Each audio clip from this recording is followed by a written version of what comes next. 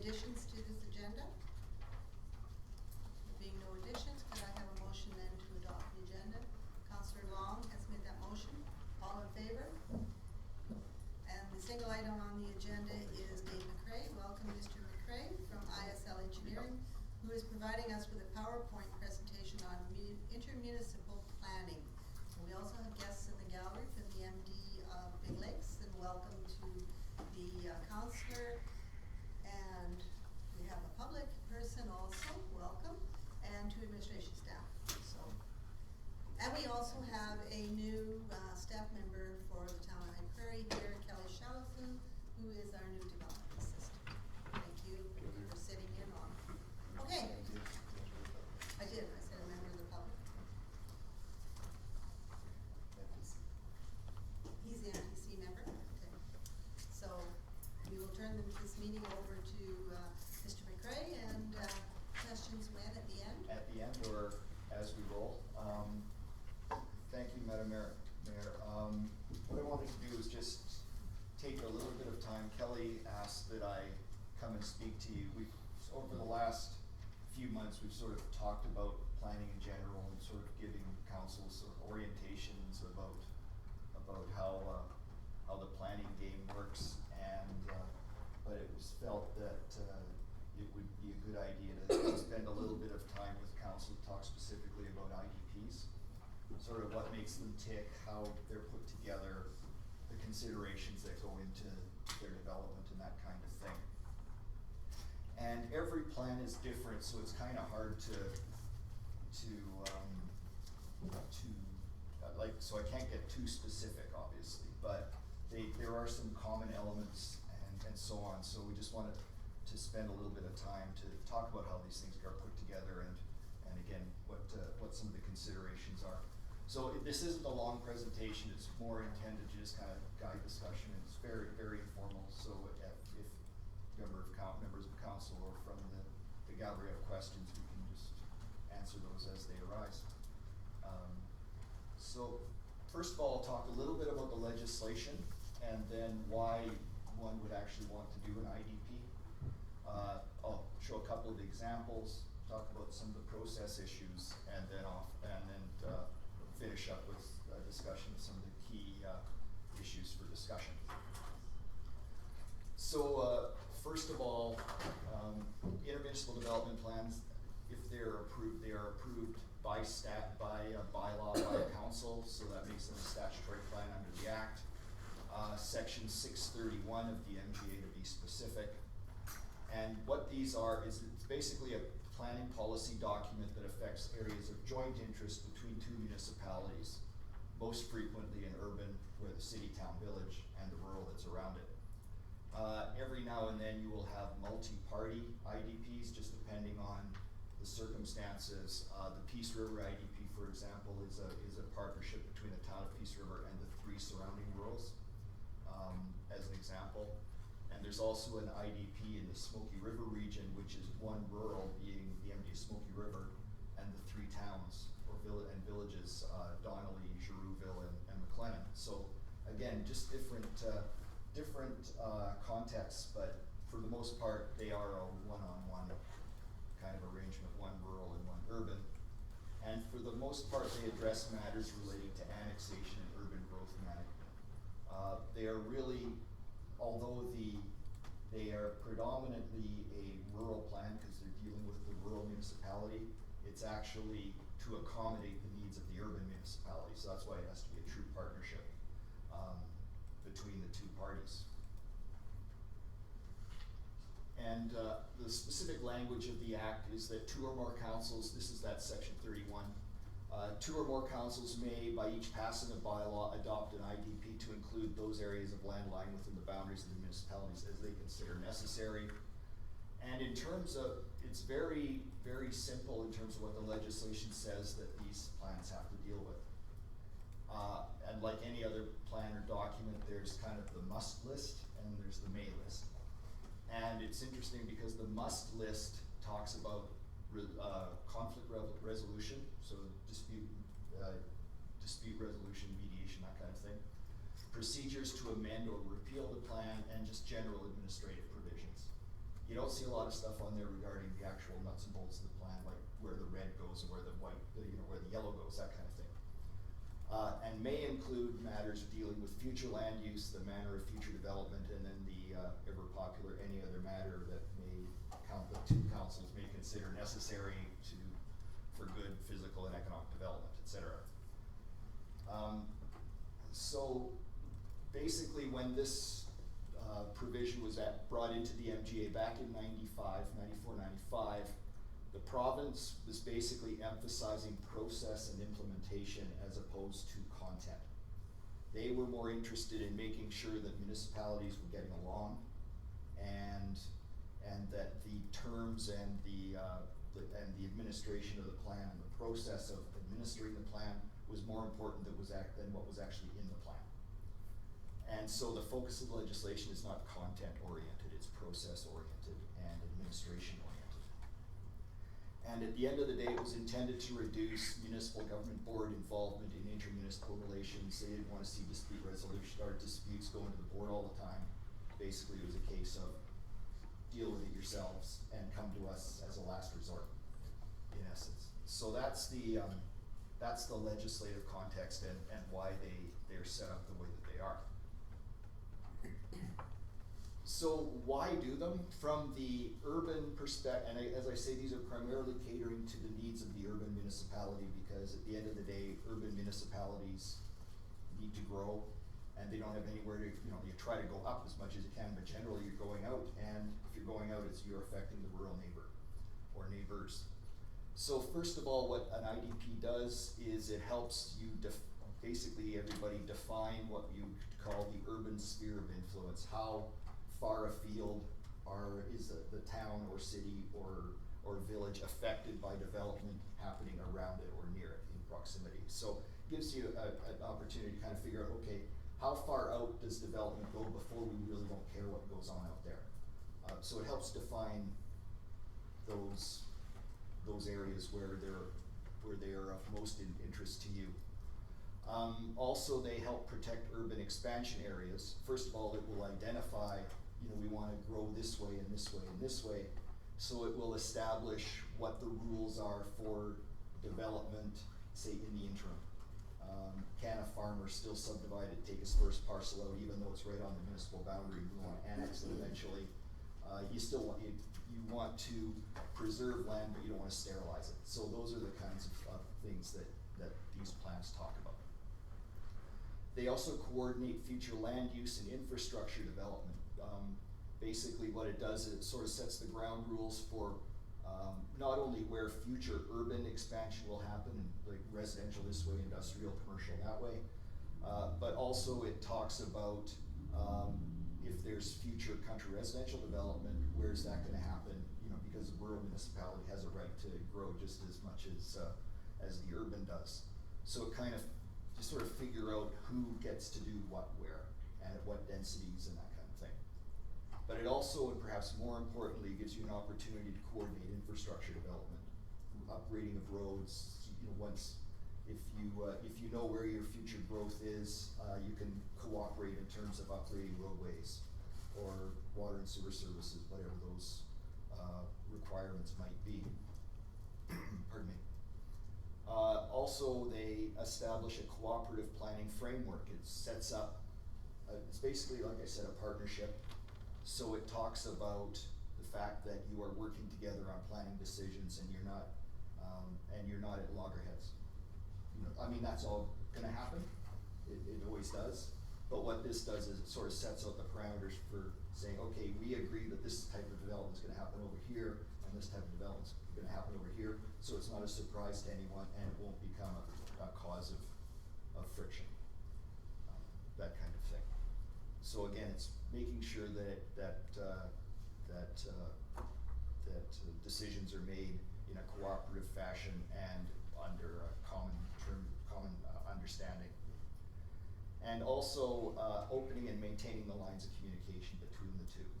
And also these things can be reciprocal in terms of not only is it a case of if you've got a system of referrals where every development permit or subdivision that occurs in whatever area it is you agree on would be circulated to you for comment and consideration.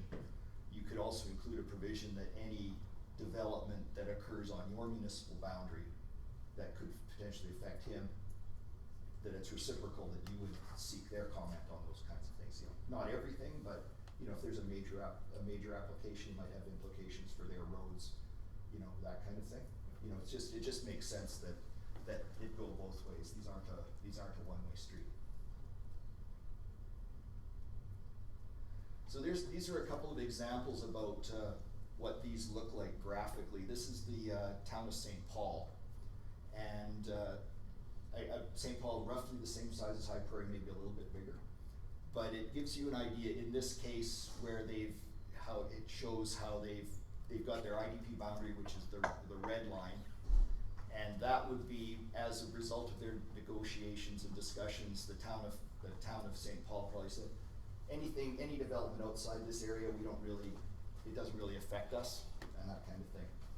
And we're only worried about what happens within that red line.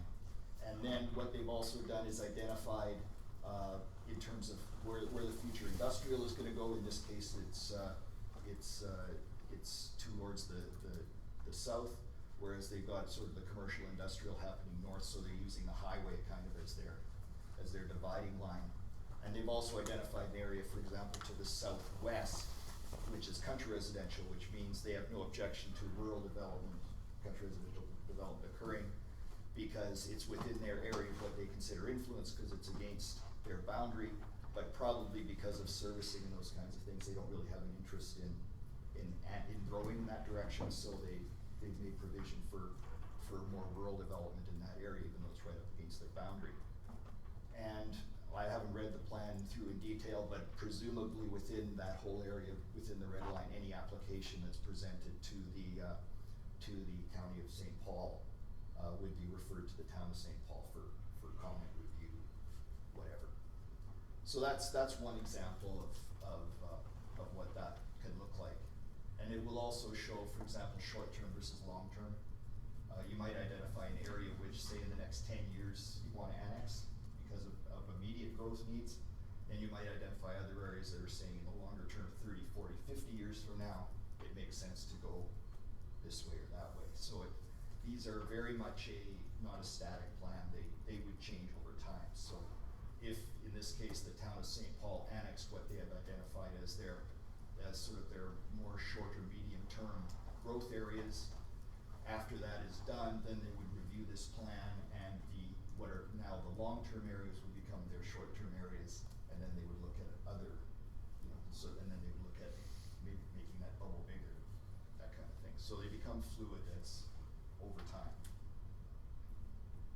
This is one a little closer to home. This is Valley View. Very simple plan, not complicated.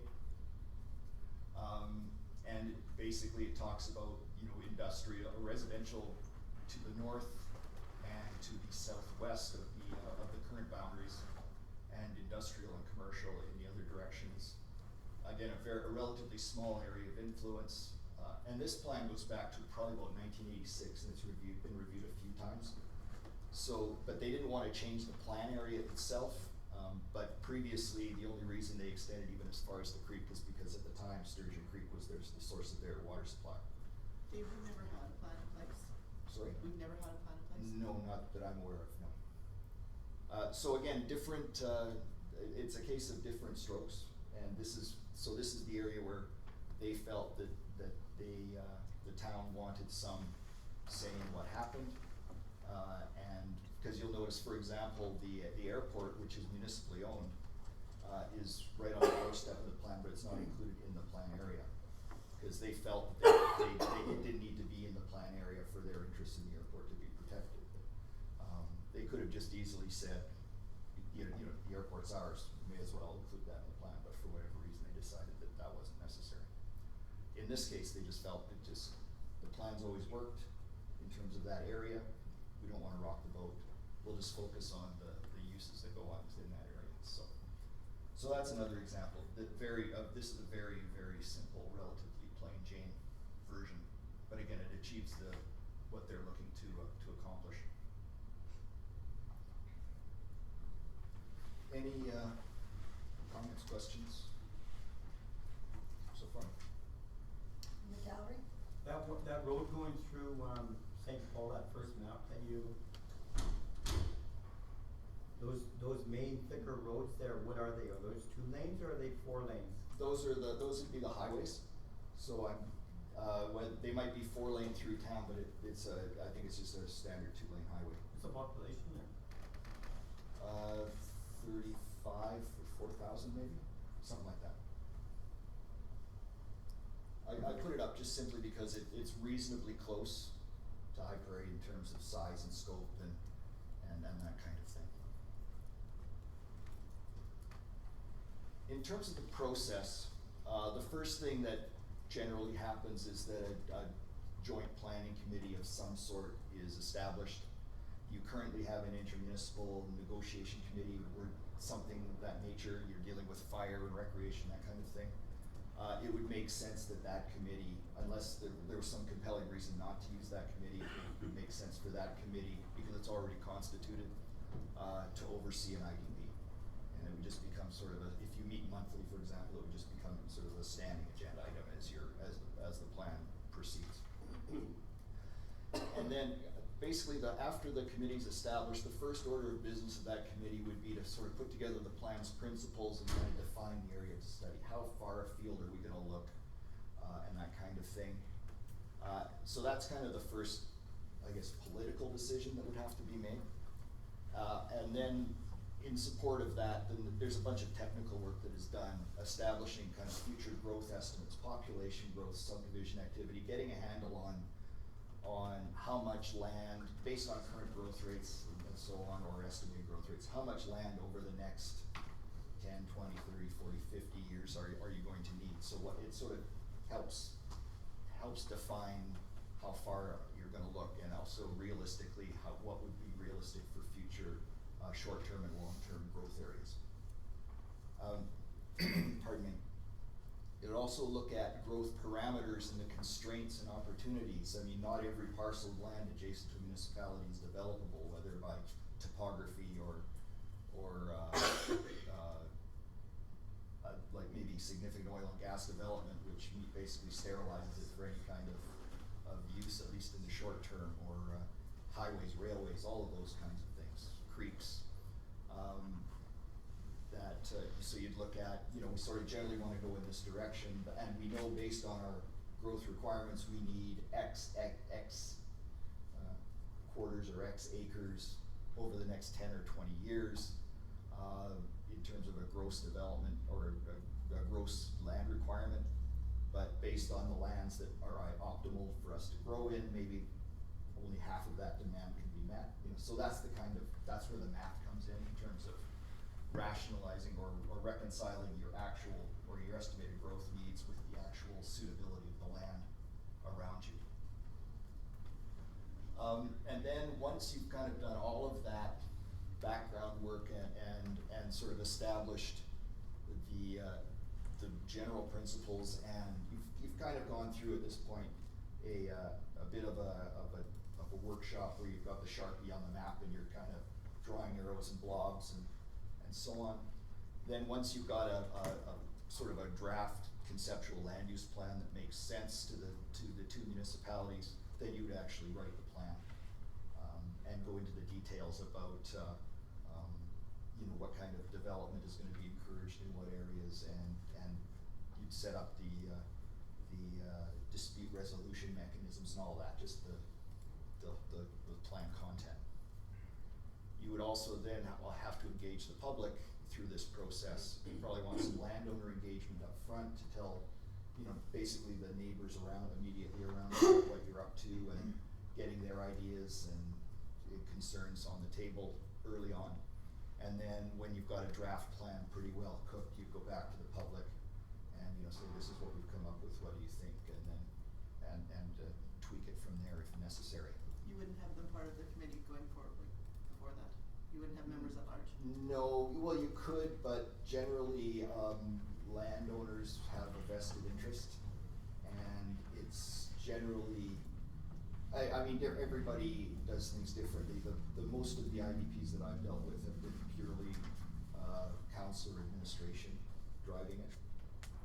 But involving landowners at key times to, you know, keep them on side or get them on side, through the process. So it's just generally, I've found it's just generally smoother if it's kept at the political level in terms of the actual discussions and so on. And then, you'd also formulate, after you've got all of the guts of the plan done, figuring out, okay, how are we gonna actually implement this plan? What are we gonna refer to each other?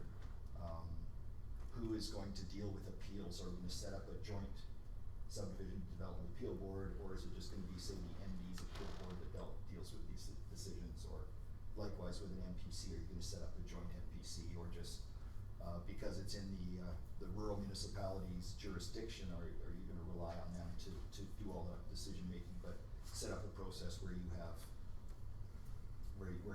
input, right? So those are the kinds of things that have to be talked about.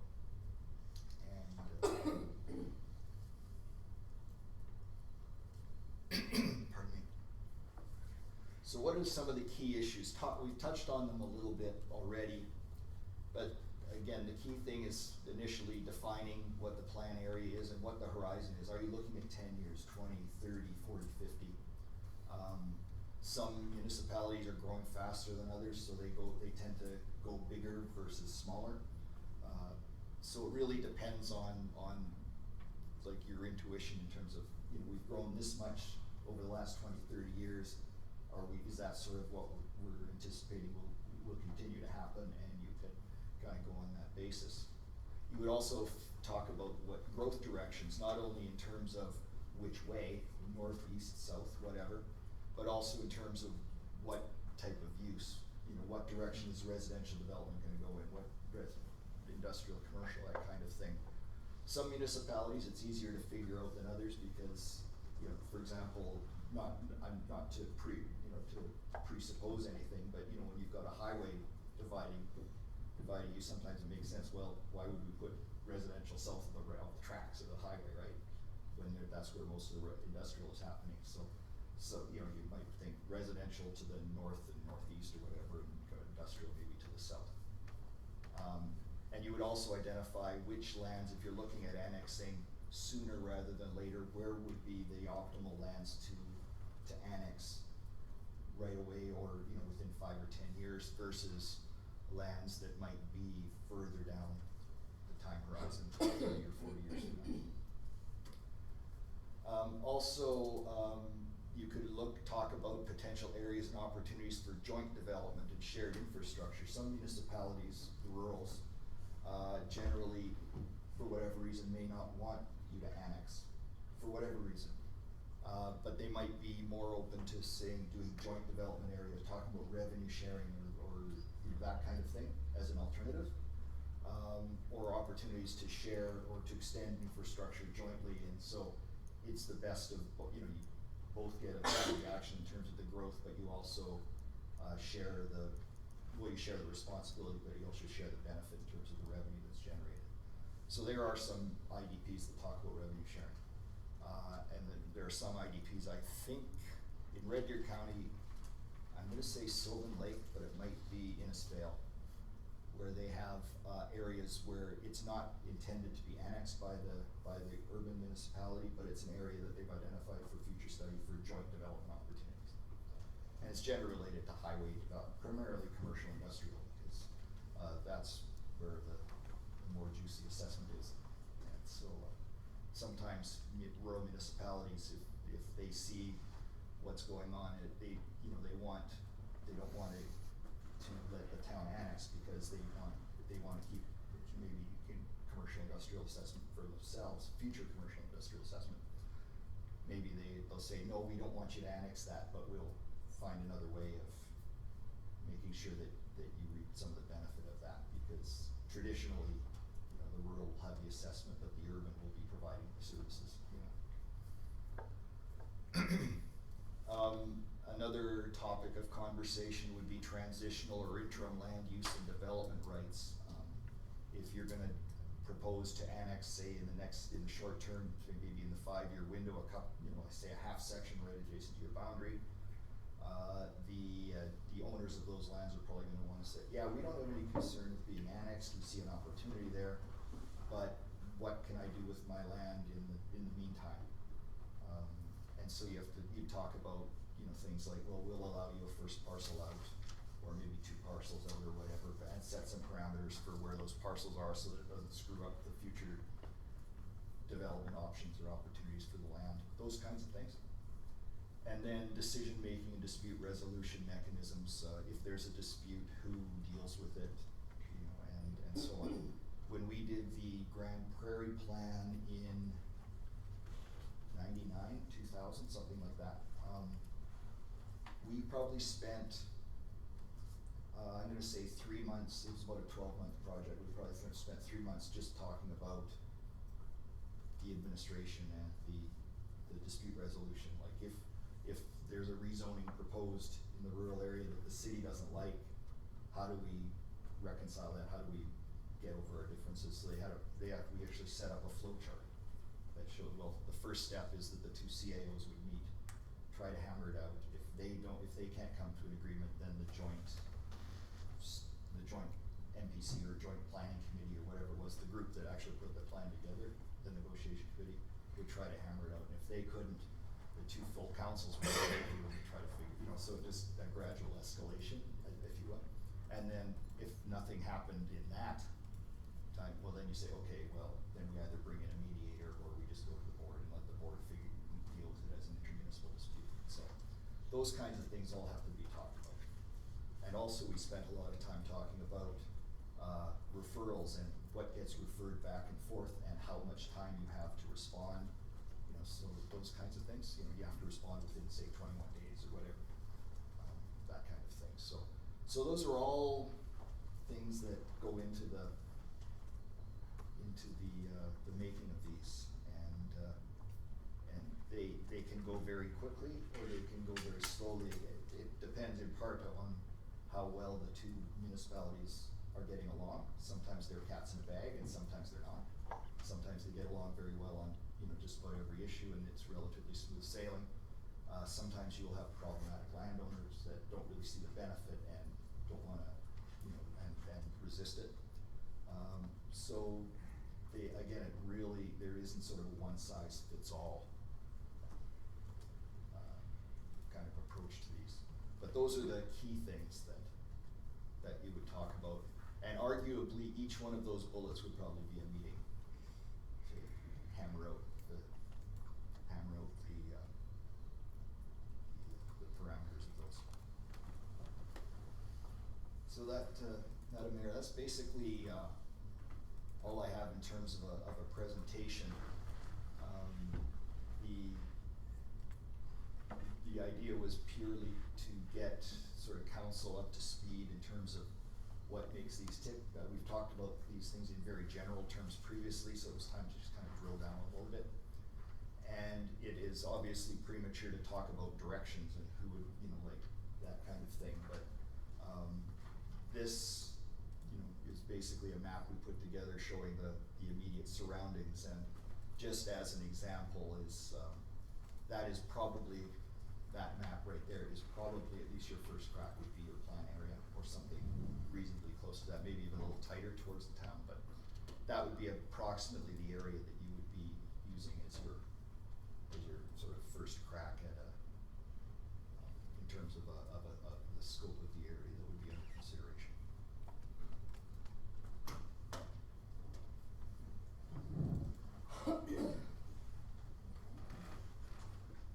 Questions now? Sure, yeah. Any questions from the council? Yes. When you're looking at annexations, and we look at this as if we change our broken, fractured sort of town site map and then make it a complete rectangle, if we were to take in those 1, 2, 3, 4, 5, 6, 7, let's say 8 quarter sections there, what's the cost?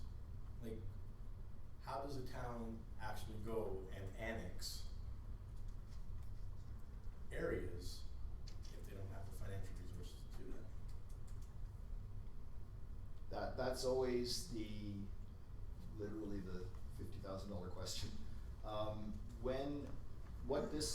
Like the IDP won't go into the level of detail about costs and fiscal responsibilities and so on and so forth. That's more dealt with when you're actually proposing to annex land and you're putting your case together. You would actually have a financial consultant run the numbers, and because they have to deal with assessment gain, assessment loss. Is there a debenture on that range road that that you have to assume, that kind of thing. So it becomes part of the consideration later on when it comes time to actually pull the trigger on an actual annexation. So I can't answer your question concretely, because when you're dealing with the IDP, you're talking about more in general terms. It makes sense, all other things being equal, to grow this way, to grow that way. The timing of when you do it and how much you take on at a time, it really is what you have to do. That's sort of the next step in terms of doing more detailed review of what your actual needs are and what the consequences are of doing that. Because there's lots of considerations, and it's not just simply the potential gain or loss of assessment on either side, or the potential capital requirements. If you annex that half section and there's a half-mile of range road that you're going to have to assume responsibility for, I mean, you're going to have a good idea from the MD about what their maintenance costs are. Your own operations staff will know that, well, that's going to be an extra $100,000 a year or whatever that number is. So you'd have to factor that in. The other thing that you would have to factor in over time is the assessment that you get from, agricultural assessment is not high to begin with. But when an annexation is approved and the municipal government board issues its decision and it's ratified by order in council, included in that annexation order will be whatever agreement you've come up to between the two municipalities regarding the transition of assessment rates. And so you might be carrying, you might not be getting your full urban rates for 10, 15, 20 years, right? And it's a gradual escalation over time. So those are all things that go into the discussion, but sort of at the next level when you're doing cost benefit of when does it make sense to go. Councillor Andrew. Sorry. Is there a direct transaction cost though? Besides the time input from the committees and things like that? When Michael asked the question, I was trying to think, is there an actual legal cost or a direct cost between the transfer of the land? Or is it just land title swaps or zoning swaps? Yeah, no, because land doesn't there's not an actual buying and selling of land. If you're redrawing the boundaries, yes. But there may be, and again, it's a condition of annexation or a condition of the approval of the annexation, is the rural municipality might want compensation. Because of the lack of assessment, they might say, well, we want, depending on what you take, they might say, well, we want X dollars a year for 5 years because we've invested X, Y, Z. And again, that's part of the negotiation beyond the scope of an IDP, but it can be a significant one. And we were assisting the town of Crossfield with an annexation a few years ago with the MD of Rocky View, and Rocky View goes in with the assumption that they will get compensation. And it's just a matter of what the number is. And in that situation, the town merely needed the land because they were bursting at the seams. So they agreed to it just out of necessity. If they weren't as urgent, they probably would have played hardball a little more. But so there are some of those costs where you might be out of pocket in that regard. But it is, I mean, you will be paying a solicitor to assist you with the annexation process. You will be, engaging financial consultants and planners and stuff. So there is a cost to that, but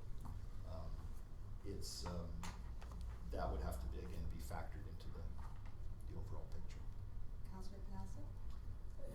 just again, not specific to the costs of annexing land, but what does it generally cost to do an IDP? Cause I know, I think this is a great idea to have a planning document and, you know, an MD town to work together and make a long-range plan. And whether it materializes, we don't know, but Right. at least we got a plan. Yeah.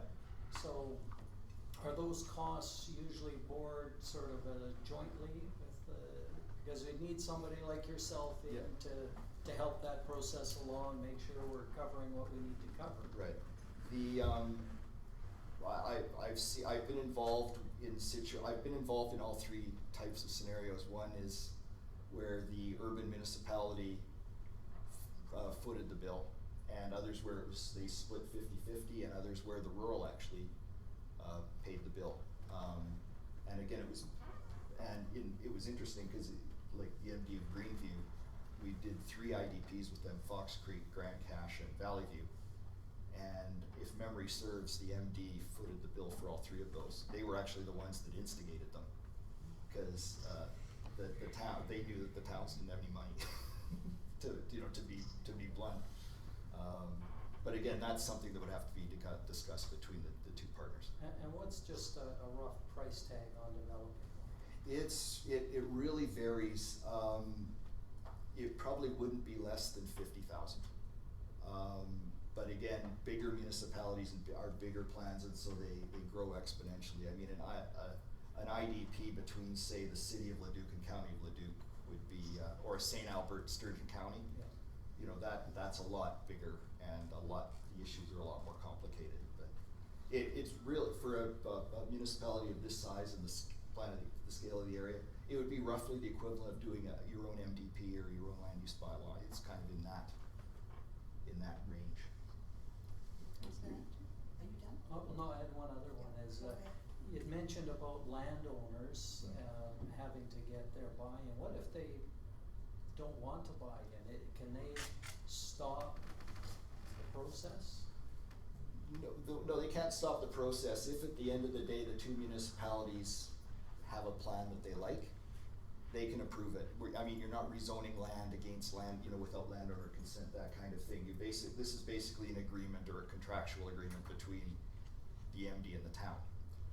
What you do want, though, is as much buy-in as you can from the affected landowners, because it just makes life easier if you actually take the next step and go to annex, because then you've got willing participants and you're not, you know, getting pushback and creating complications for the annexation. So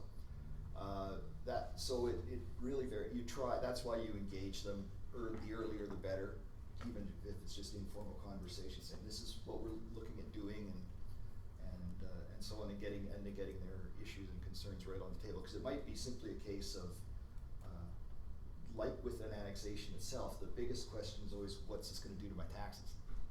And an IDP doesn't affect your taxes at all, but it does relate to development rights and capacity to develop and so on, which can affect value, which can then affect, you know.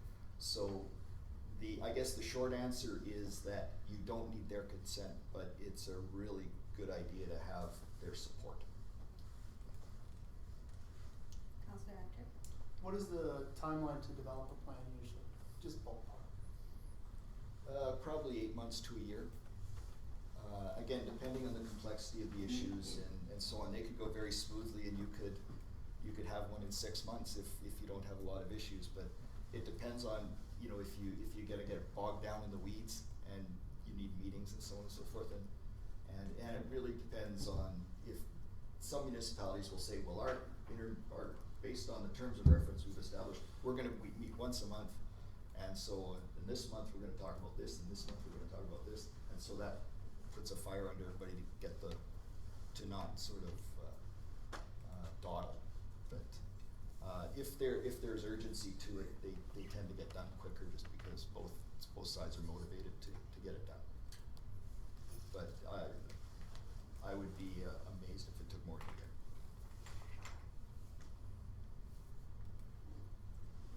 Other questions from council?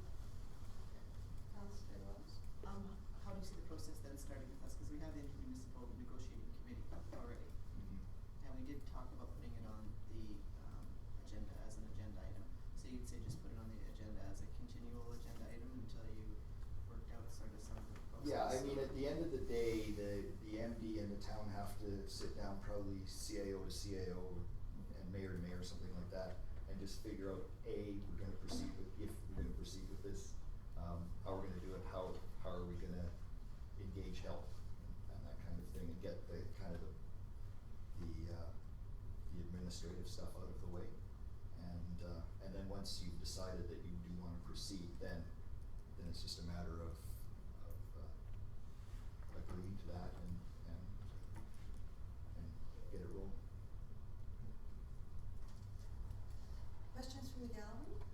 MD, staff? Nothing? Counselor? MDC people? None? Okay. Well then, thank you very much for your presentation. You have nothing else to add then? Nope, that's all I had, and it was just a matter, the intent was just to give council just a, sort of a flavor for what's involved and to help you decide one way or the other how you wanna proceed. If you decide not to proceed, I mean, that's entirely your prerogative, so. But we thought it was important that council get an understanding of what's involved and, so that you don't go in sort of, with blinders on. All right then. Okay. Thank you then. Thanks very much. For coming, appreciate that. So this portion of special meeting is Are we going adjourned. to move his report for information? Information, you want a motion then to receive this report? Councillor Long has made that motion.